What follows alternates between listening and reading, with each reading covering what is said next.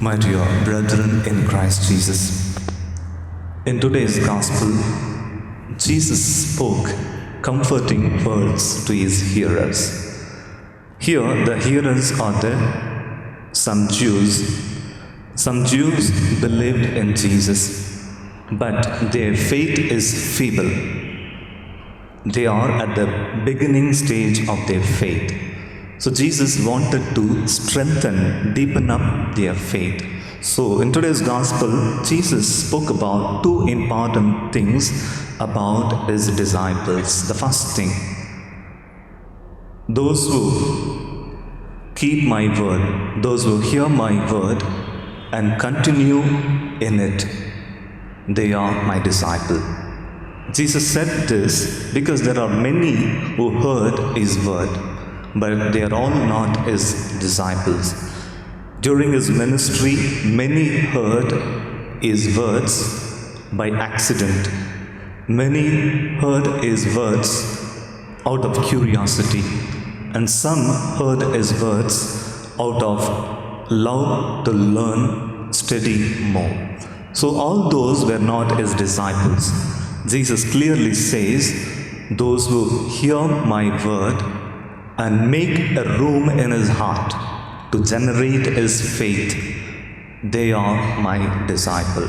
So the true disciple must make a room in his heart for the word of Jesus, and he should understand that Jesus' word is the source of strength and enlightenment for his soul. So he is the one, the true disciple, who always possesses Jesus' word. So when he possesses spiritually and inwardly, the word of Jesus becomes a true food which sustains his soul. The word of Jesus becomes a true water which quenches his thirst. The word of Jesus becomes a water and a air that refreshes his own lungs.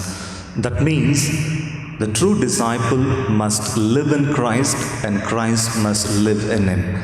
St. Paul beautifully says in his letter to Galatians chapter 2 verse 20, it is no longer I who live, but Christ lives in me.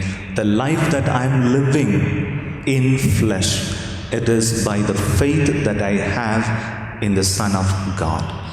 So the true disciple is the one who heard the word of Jesus and makes a room for his life, in his life, and he, by the word of God, his faith is being generated.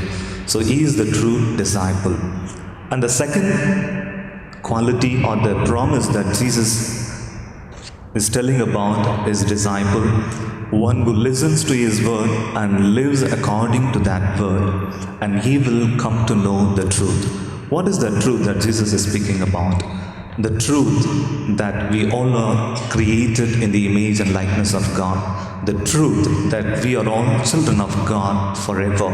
The truth that we all of us are connected with one another by the precious blood of Jesus. So the truth which Jesus is speaking about in today's Gospel is the great work of his redemption. The redemptive work that was done in and through by Jesus. So that is the truth.